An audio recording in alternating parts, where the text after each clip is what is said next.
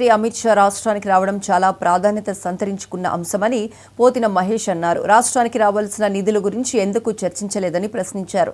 Visakha steel పై స్పష్టమైన ప్రకటన చేయించలేకపోయారని, చంద్రబాబు, పవన్ ఇద్దరు విశాఖ ఉక్కుపై క్లారిటీ ఇవ్వడం లేదని అన్నారు.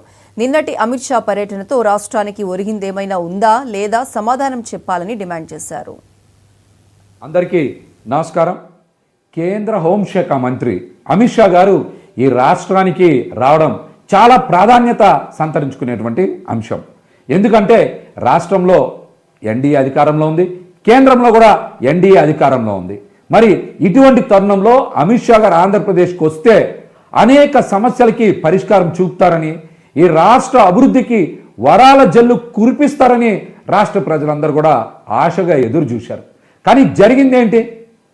చంద్రబాబు నాయుడు గారు మాట వస్తే నాకు 40 సంవత్సరాల అనుభవం ఉందని చెప్తారు.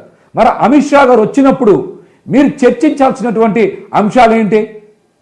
అమిత్ షా గారు రాకని ఈ రాష్ట్ర అభివృద్ధి కోసం ఏ విధంగా ఉపయోగించుకున్నారు మీరు? దీనికి రాష్ట్ర ప్రజలకు సమాధానం చెప్పగలరా?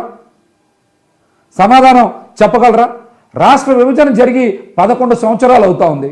మరి ఈ 11 సంవత్సరాల్లో అనేక సమస్యలు ఇంకా పెండింగ్లో ఉన్నాయి. గతంలో జగన్మోహన్ రెడ్డి గారు అధికారంలో ఉన్నప్పుడు కేంద్రంలో ఎన్డీఏ అధికారంలో ఉంది. కానీ ఈ రోజున ఆంధ్రప్రదేశ్లో ఎన్డీఏ ఉంది, కేంద్రంలో కూడా ఎన్డీఏ అధికారంలో ఉంది. మరి ఇటువంటి తరుణంలో చంద్రబాబు నాయుడు గారు కానీ, పవన్ కళ్యాణ్ గారు కానీ అమిత్ షా గారితో ఈ రాష్ట్రానికి రావాల్సినటువంటి అనేక నిధుల మీద, ఈ రాష్ట్రానికి సంబంధించినటువంటి అనేక సమస్యల మీద అమిత్ షా గారితో చర్చించుంటే చాలా బాగుండేది. వారితో ప్రకటన జారీ చేయించుంటే బాగుండేది. వాటిలో ముఖ్యంగా విద్యుత్ బకాయిలు తెలంగాణ నుంచి మనకి 8,000 కోట్ల రూపాయలు రావాలి. ఆ అంశం మీద అనేక సందర్భాల్లో జగన్మోహన్ రెడ్డి గారు పెద్ద యుద్ధమే చేశారు. అది తుది దశలో ఉంది. 8,000 కోట్ల రూపాయల బకాయిలు తెలంగాణ నుంచి తీసుకొచ్చేటువంటి ప్రయత్నం గురించి మీరు ఎందుకు మాట్లాడాలా?